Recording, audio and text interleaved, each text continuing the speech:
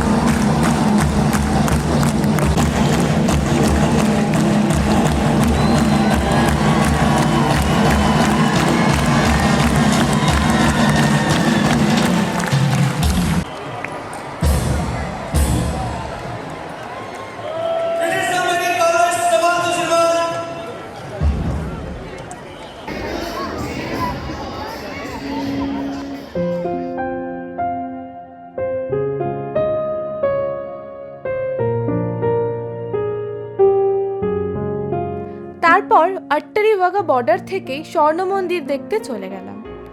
অসম্ভব সুন্দর রাতের স্বর্ণ মন্দির।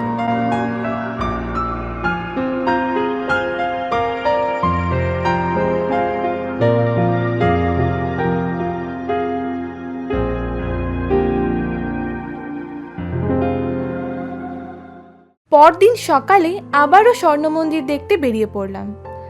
আগের দিন রাত্রে স্বর্ণ মন্দিরের ভেতরে যাইনি, তাই পরদিন আবার স্বর্ণ মন্দির দর্শনে গেলাম। স্বর্ণ মন্দিরের সন্নিকটেই ইতিহাসকে সাক্ষী করে বিদ্যমান সেই অন্ধকারময় জালিয়ানওয়ালাবাগ। 1919 সালের 13 এপ্রিল অমৃতসরের এই স্থানেই ব্রিটিশ সৈন্যরা জেনারেল ও ডায়ারের নির্দেশে নিরস্ত্র ভারতীয়দের ওপর গুলি চালায় এবং কয়েক শত লোক নিহত ও কয়েক শতাধিক আহত হয়। অন্ধকারময় জালিয়ানওয়ালাবাগ হত্যাকাণ্ডের এই অধ্যায় আমাদের কারোরই অজানা নয়। বুলেট মার্কসগুলো আজও দেওয়ালের গায়ে ইতিহাসের সেই নারকীয় ঘটনার সাক্ষী হয়ে রয়েছে। এরপর অমৃতসরকে বিদায় জানিয়ে ধর্মশালার উদ্দেশ্যে রওনা হলাম। আজ এই পর্যন্তই। পরবর্তী পার্ট নিয়ে দেখা হচ্ছে আবার নেক্সট এপিসোডে।